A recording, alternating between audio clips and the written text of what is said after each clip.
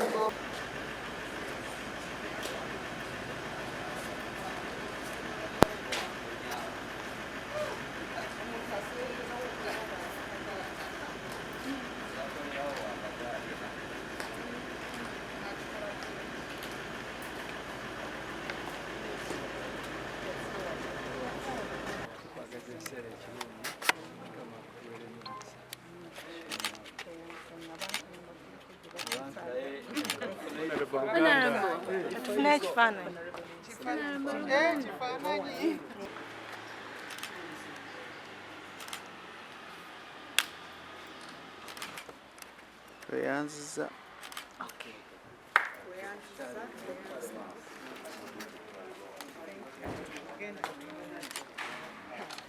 Naye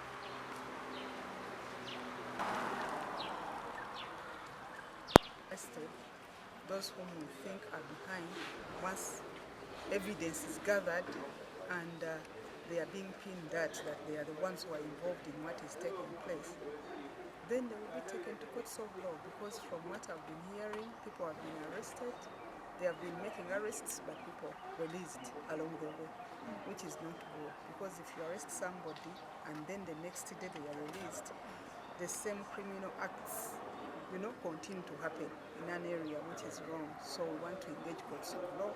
We want everybody to be brought on board, such that when people are arrested for their acts, let them be taken to courts of law. Thank you. Bano bebani aba batunda ettaka ba estate dealers. Nabo balina okukuma muliro mu bantu. Kubanga kyentegeddeko wano emikono ba estate dealers abasinga balina bakifeesi mu abeeyita bakifeesi be bapangisa simala muva wakiso muva ludda wanze ndagidde poliisi ebakwate simala babawawala gini babawa omutwalo mujje mukozinge confusion ku ttaka ly'abantu tujja kubakwata tubasibe. Connected from the church, but it has been a very good meeting between the church and us, and we reached a number of resolutions. But the immediate one is for police to ensure that no illegal activity takes place at Nakani. It is very important. They arrested some people. I've told them to make sure that they follow up that case until those who were arrested are aligned into the court. Then also those who are still wanted, I've tasked them to look for them immediately such that they can also, their statements can be taken and they can be charged. Because from their deliberation there were some people being pointed at, but they had not yet arrested them. So I've directed them to make sure that at least they look for them, work with the intelligence services, get them, and make sure they are also taken to court. Of course, it was unfortunate that a bad incident happened yesterday where some members of the church were injured. We don't want to see a repeat of what happened yesterday. What we want is sanity and peace to prevail. They are going to be there patrolling to maintain law and order, and the rest of the issues we shall discuss with the IGP and the church. We shall continue our engagements. We shall continue our engagements as they are going to be doing a number of things. Nabatuuliriza tubadde wano ku dayosisi Mukono mu lukiiko okulaba butya bwe tugenda okuba nga tukwata ensonga ez'ettaka erya Church of Uganda ekisooka e Nakanyonyi nga mwena bwe mwagala bye mugataliiko bufufu nga balumbye ababulizi abali mu ttendekero e Nakanyonyi ne bakubibwa ne babatuusaako ebisago ebitali bimu. Abantu bano abeefuna nti tebamanyiddwa naye ng'ate balina abantu ababapangisa, waliwo n'abeerusi abakola endagaano ku bantu bano abatunda ettaka ebibanja ku ttaka lya Church of Uganda nga Church of Uganda teriko kyekola kyemanyi. Tubadde mu lukiiko ne Bishop waffe omupya ne Honorable Minister n'abasumba n'abakola ku estate ya church naffe nga RDC ne security team yonna n'abalandi protection nga tutema empenda okulaba butya bwe tugenda okumanaginga ensonga zino. Tusazeewo nti Church of Uganda eteekeyo emisango emirundi ebiri egiri criminal negiri civil ku bantu bano, naddala ng'omukyala asenza abantu bano oweerusa akola endagaano n'abo abantu abali notorious abamanyiddwa ku kitundu ekyo kubanga amannya saagala googera olw'ensonga nti kati bali mu kunoonyezebwa ate bwe naagoogera bajja kweyongera okukola ki okudduka. Poliisi eragiddwa okukwata abantu bano n'okutambuza emisango gino n'okulaba butya State Attorney bw'atuyamba emisango gino gibeere presented mu courts of law basobole okuba nga abantu aba Church of Uganda bafuna justice. Ekyokubiri tulina obuzibu e Nakanyonyi nti waliwo abantu aba Buganda abatongole abaguza ebibanja abantu ku ttaka eryo erya church oba oliawo nga balowooza nti ettaka lino lyali lyabwe, naye oluvannyuma lw'okwerula empenda kye tuyita boundary opening kyazuulibwa nti ebibanja bye baatunda biri ku ttaka lya church. N'olwekyo Ssenkulu wa Buganda Land Board ne tumukubira omulanga ogutakungula aveeyo okubanga church eraze interest mu kwagala okuteesa naye ebbanga ddene ebawandiikidde ebbaluwa emirundi 3 no response. Tusaba baveeyo era nja kusaba Church of Uganda ewandiikibwa Oweekitiibwa Katikkiro wa Buganda baveeyo tutule mu nsonga zino tugonjoola obutakkaanya obuliwo wakati w'ettaka lya church ne Buganda Land Board ku bibanja ebyatunzibwako abatongole. Oba oliawo ekyo nakyo bwe kinaabeera cleared, gavumenti eneevaayo neekwatizaako either church oba Buganda Land Board okulaba butya Uganda Land Fund bwegenda okuvaayo eyamba abantu abagenda okuba nga basigadde mu bbanga, kubanga oba oliawo abantu bano nabo batunda nga banoonya okudduka olubabu lwe bamanyi nti baalugwamu bali ku ttaka lya church ate nga balowoozebwa nti Buganda ye yakola ki. N'olwekyo n'abatongole abo tusaba Ssenkulu ne Ssekiboobo ne Katikkiro wa Buganda abatongole abo abakola omulimu ogutaali mu mateeka ogutaabatumwa gavumenti ya Buganda ne Buganda Land Board nabo babeere nga bayitibwa okwanukula ebibonerezo oba okwanukula emisango egyo gye baakola ki gye baakola. Ensonga ey'okusatu tukubiriza abantu bonna abali mu estate dealing okumanya nti newankubadde oli mu estate dealing gula ettaka eritalina buzibu okubanga oleeta insecurity mu kitundu olw'okuba olowooza nti olina abakuwa backup tekigenda kukola mirembe kubanga bugenda okuguza ettaka balina kuba bantu ate abantu banaamanya nti mu kitundu ekyo mulimu insecurity tebajja kubanga bakola ki nga bakyettanira mpozi ensonga gye tusembyeko ebadde ya kisowera nga twagala okutereeza oba oliawo ebyo ebitaatereera wakati wa Church of Uganda n'abasenze ku ttaka lyayo nga tusaba Church of Uganda etereeze ebyayo gamba nga liizi abantu beyaziwa babeere nga bazifuna ne beyasalako babeere nga bafuna ebyapa ebyayo mu liizi entuufu then bano abeesenza mu butali butuufu era nabo Honorable Minister alagidde poliisi okulaba butya abantu abo babeera managed emisango gitambule waliwo abantu ba kifeesi abali mu kitundu ekyo abamanyiddwa poliisi ekola omulimu gwayo okulaba nga files zibeera nga zigenda mu kooti abantu abo bansalinga ebibonerezo byabwe kuliwo nti kibba ttaka ye waali ate nga n'abalibba bennyini tobamanyi toyinza kutegeera ani toyinza kutegeera nti newankubadde wandyagadde ogenda mu kooti omuntu gw'otwala mu kooti yennyini tomutegeera so olina kumala kubeera okulinda poliisi weneekwata omuntu gwekutte oyo gujja okugenda naye so nga ate abamu tugenza okizuula nga tebalinaako nakakwate wadde mu mukono tebalinaako babaleeta buleesi kati kugamba bagenda n'okumaliza police file ng'omuntu baba bamuwadde bondi yabuzeewo dda nga tolina gy'ogenda kumujja. Tusiigire ku kifaananyi ku bulumbaganyi obwakasembayo tulinamu ba victims. Tulinamu ba victims bawera nga babiri newankubadde nga abalala bali psychologically tortured.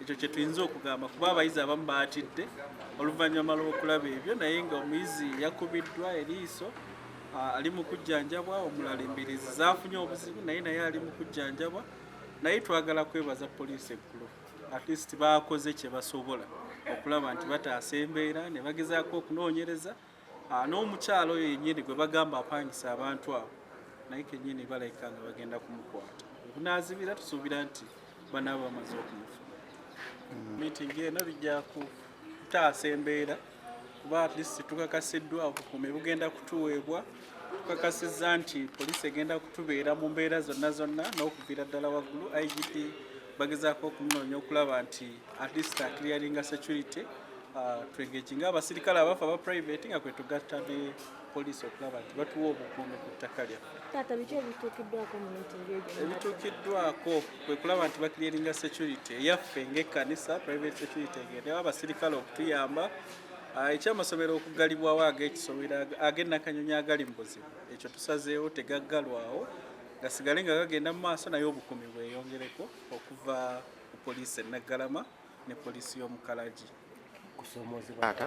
Nze Reverend Asafu Mugabi, principal wa Nakanyonyi Bible College eyalumbiddwa ababbi b'ettaka olunaku lw'eggulo ateeramu abadde n'abayizi abamu okutuusibwako obuvune.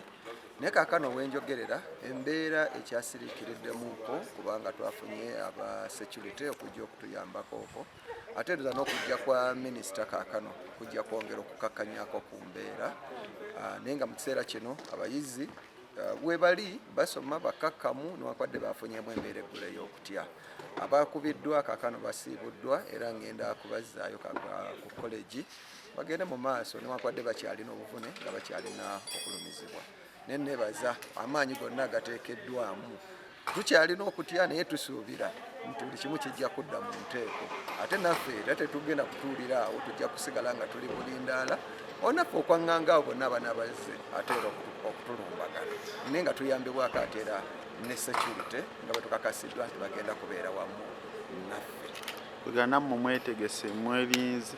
Naffe twerinze kubanga tetujja kubeera awo ate tutunule butunuzi tujja kusigala nga tuli bulindaala okwaŋŋanga omuntu yenna anaatwaŋŋanga wabanga waliwo oba kyonna ekyetaagisa ndowooza buli muntu akikole ng'ayita mu mateeka wabanga bagamba nti oba nti wano waabwe balinawo bwannannyini bayite mu mateeka kubanga ate amateeka ffenna tubali ali waggulu w'amateeka naye we banatulumbagana tujja kusigala nga ate era nga twerwanako. Katonda yeebazibwe abantu ba Katonda mwena njagala kwebaza Katonda olunaku lwa leero amannya mubulizi kadde Derek n'abisa kya Katonda kulembera ekitongole kya communication mu bulabirizi bwe Mukono. Twagala okwebaza Ssabalabizi w'ekkanisa ya Uganda kuba nti ensonga eno yagiyingiddemu yasobodde okwogera n'abakulu amu bekikwatako olunaku lwa leero ebibala tubirabye minisita kwasaganya ensonga z'ebyettaka mu ggwanga maama Judith Nabakooba n'ajja n'abakulu abamu bekikwatako aba security tubadde ne mama RDC. Kitulowooza ffe ng'ekkanisa olwaleero ekyamazima tuyinza okuba oli atufunye ku bwerero kubanga olunaku lw'eggulo twabadde ng'abantu abalekeddwawo nga tulaba nasuubi lyonna ne kati essuubi weeriri era minisita alagidde abekikwatako abakuumaddembe okunoonya abantu bonna abenyigidde mu kukuba abaweereza mu kukuba ababulizi babakwate babateekeyo bagende mu kkooti bavunaanibwe. N'asaba tebira byetaaga okutereeza kwongera okulaba nga kimu kikwatibwa bulungi kubanga wabeerawo enkolagana ennungi n'abakuumaddembe tewabawo embeera bweteetabuse ezeewo ku kitundu bagikoleko.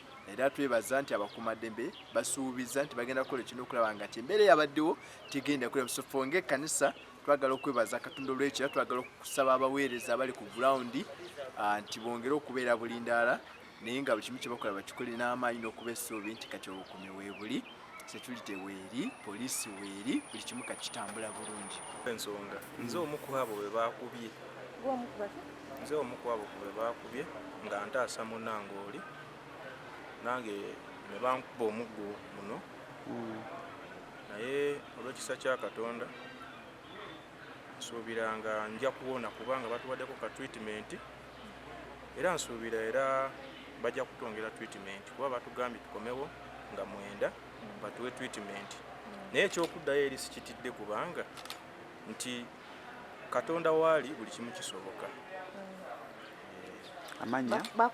Amanya yenze mwene Habati bankubye wano mu mbiriizi muno bangandagawo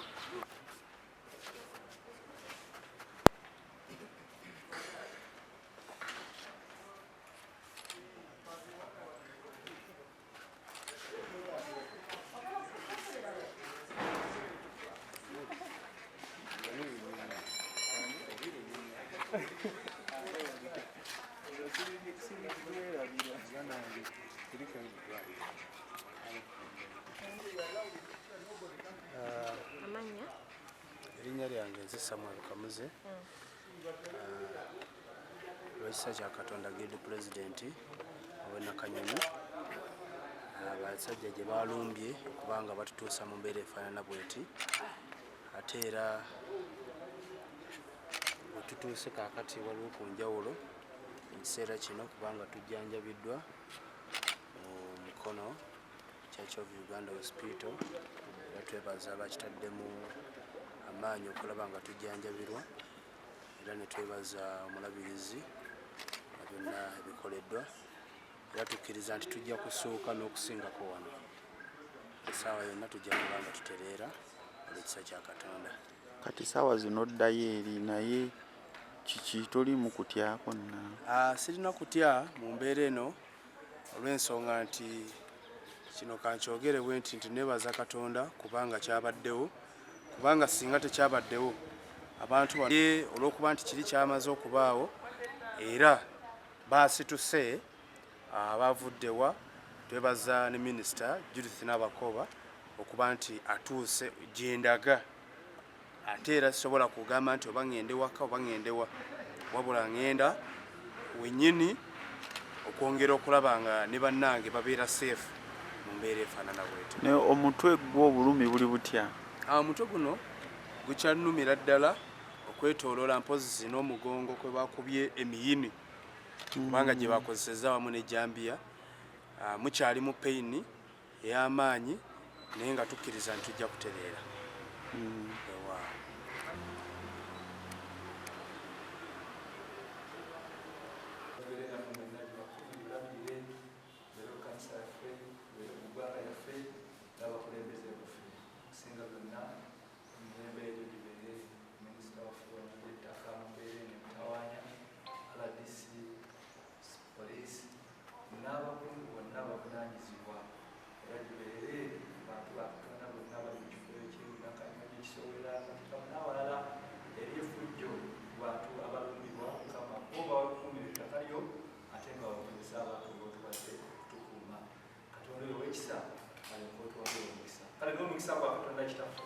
Omwana omutukuvu bere kumwenda kubakume kubalabirire batambuze kubakozese mu bavanga kugenda kuzonna linnya lya Yesu Kristo.